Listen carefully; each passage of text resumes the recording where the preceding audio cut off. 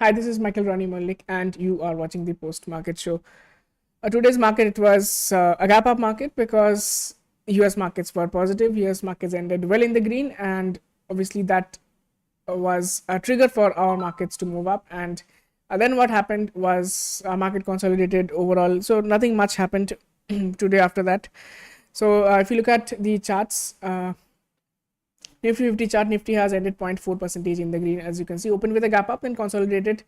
There was a down move around 130, but then it was also the markets recovered from there as well, and you can see the importance of 19818. We talked about that as a resistance, and it acts as both as a resistance and support, and you can see market respecting that level.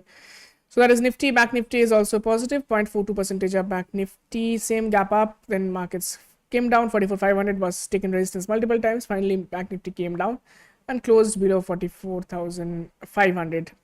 And mid caps, small caps, both of them are in green. So overall, you can see both all the major sectors and indices are in green.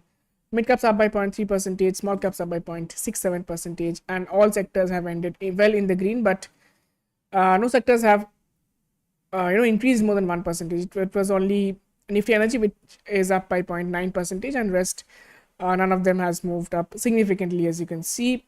And even Nifty 50 stocks, all of them, most of them has moved up, with HDFC Bank contributing highest points on the upside, which HDFC Bank we did have the results, and after the results, it was a good results. But the stock did not move up, as you can see. On a close to close basis, it just ended 0.76% in the green.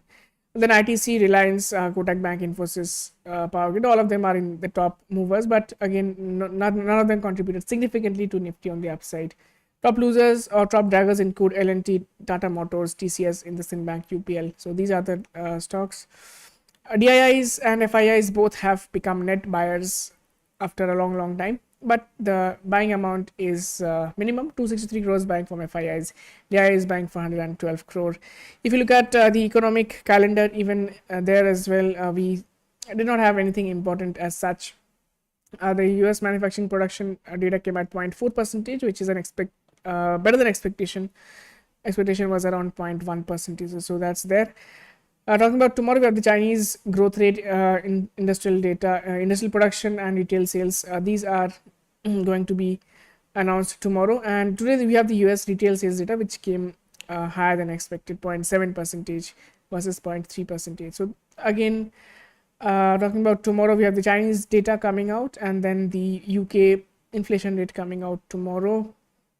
And yeah, nothing else is important. Talking about the US markets have, let's see where it is. It's trading, I would say it's consolidating basically. It's 0.2% up. It did move down, but it is now recovering. You can see, yeah, a good sharp recovery. It opened with a gap down. Now it's a sharp recovery.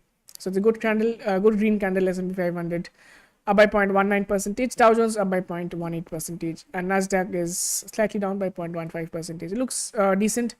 And all markets have ended in the positive, excepting Chinese market, which is slightly negative, 0.09% in the red. Rest all European markets are all in the green, and Asian markets are also in the green. So talking about Asian markets, 1.2% up is the Japanese market, and rest of them are below between 0 and 1% green. So good to see the global markets are positive after many days. US VIX is around 17, nothing has changed. India VIX again fell today by 3.39%. Crude oil prices remain at the same level for last couple of days. Nothing much has happened over there. Even gold prices are stable, and even the metal prices have not moved anywhere. So it's a very consolidating market with a slight positive bias globally, as you can see, not just our markets. Everywhere it is the same thing. Even dollar index is flat.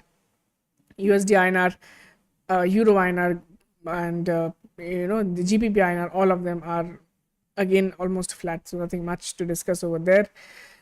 Nifty's open interest, we can see it has seen an improvement. Put call ratio is at 9.94, which is an improvement over 0.89, which was there yesterday. And we see some puts being added to the system, with 19,800 adding a lot of put options, and good short, like good unwinding have seen at 19,700 and 750 levels.